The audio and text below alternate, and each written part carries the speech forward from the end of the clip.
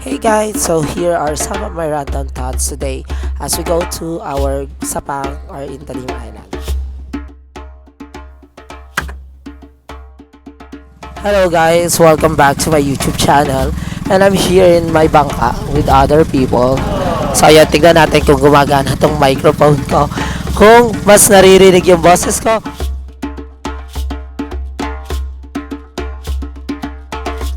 Hello guys, so ito ay ang Barangay Casile.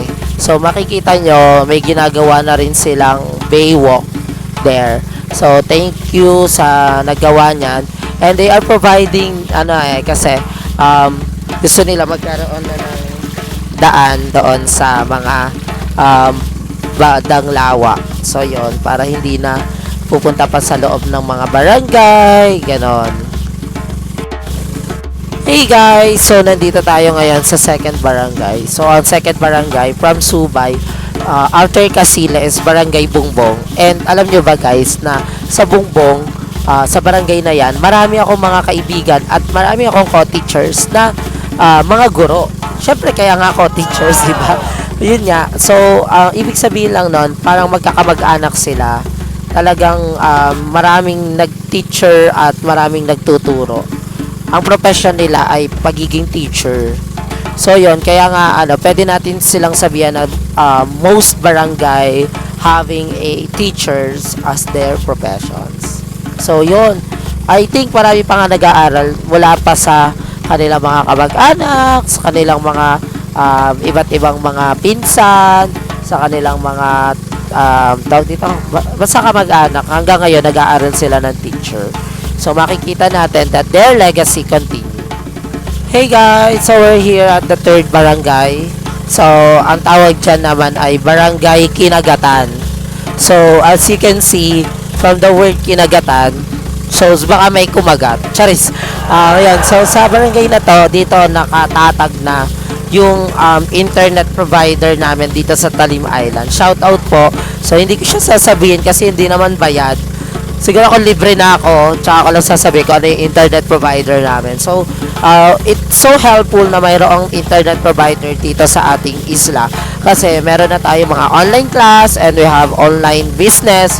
So, nagko-continue yung mga ganong platform kasi nga, meron ng internet provider dito sa Talim Island. Actually, I've been 2 years subscribers of those internet providers.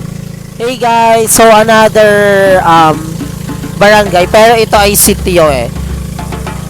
Hey guys, so nandito na tayo doon sa barangay ng sitio kay Pita. So ang tawag dito ay Barangay Kinaboonga Ayan, Barangay Ayan, Barangay Kinaboongan. So sa Barangay Kinaboongan, ito dinadaanan ko lang to kapag nagbabike ako. Actually ito yung mayroong mataas na parang alam niyo yon yung slope. Kaya talagang bumababa ako kapag nagbabike ako dito. And the memories I had here in Barangay Kinaboongan, meron diyang masarap na kainan dati. Someone treat me there. So hindi ko na siya maalala kung sino siya. Comment down below kung kilala nyo guys. Basta kumain kami dyan. Masarap yung pagkain. Habang inaalon ako today. Hey guys, additional pala dito sa Barangay Bangad. Papunta na kasi tayo sa Barangay Bangad after ng Kinaboongan. So, meron na ditong resort. So, hindi ko alam kung anong pangalan ng resort sa Barangay Bangad.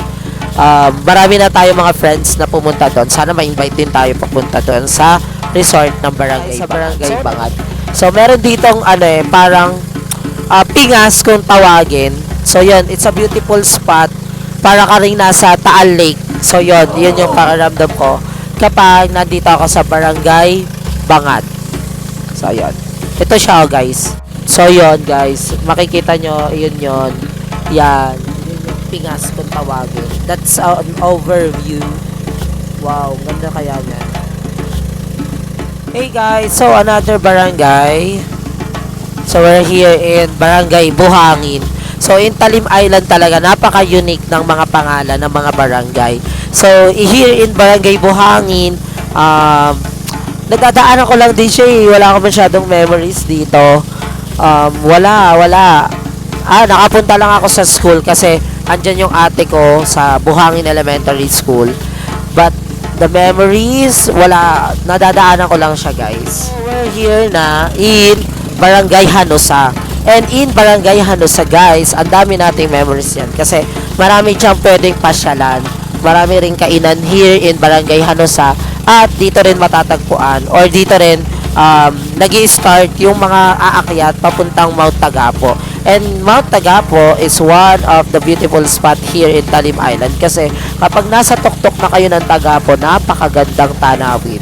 You can see the Laguna Lake, the province of Laguna, the cities from Metro Manila, and all of the municipality and provincial buses. Sa barangay, before the Barangay Sapang, is the Kaito Megolod. No, diba? Kabisado ko na, guys. So, this Kaito Megolod, dito makikita yung lighthouse. So, yun yung lighthouse. So, yun. Diyan din makikita yung iba't ibang mga extension offices ng ating munisipyo. Which is sa Binangonan yun, ha. Ayun. So, dito rin naisagawa yung iba't ibang mga vaccination. Talagang maka-vaccination, guys, diba? Sorry, the vaccination during the pandemic. Kaya hindi yung ibang mga taga-isla, hindi na kami pupunta doon sa bayan kasi nagkaroon nga dito ng vaccination. So, ito yung lighthouse, guys, ng Malapitan.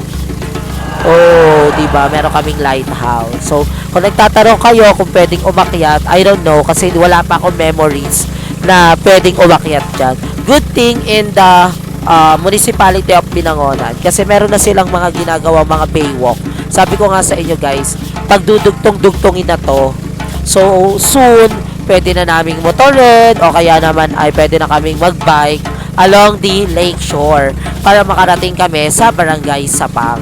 So, kapag nangyari yun, kapag nag-continue yung ganong progress dito sa Talim Island, I think it's a big progress for us and hindi na kami mahihirapan na pumunta dito sa Barangay Sapang kahit na medyo maalon. So, we can able to walk or kaya we can able to use my motorcycle or any bicycle po.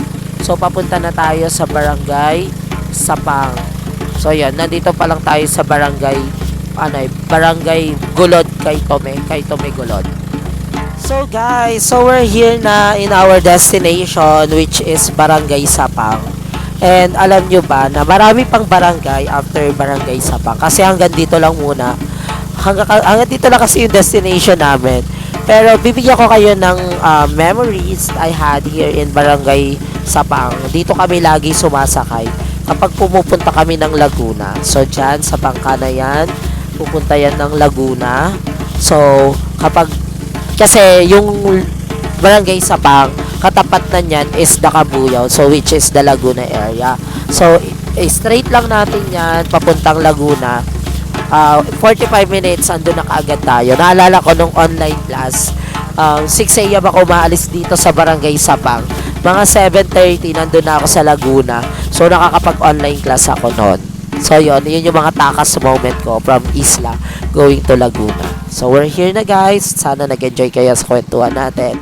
Marami pa tayong memories dyan. Ikaw ba? Anong memories mo dito sa Talim Island at sa bawat barangay?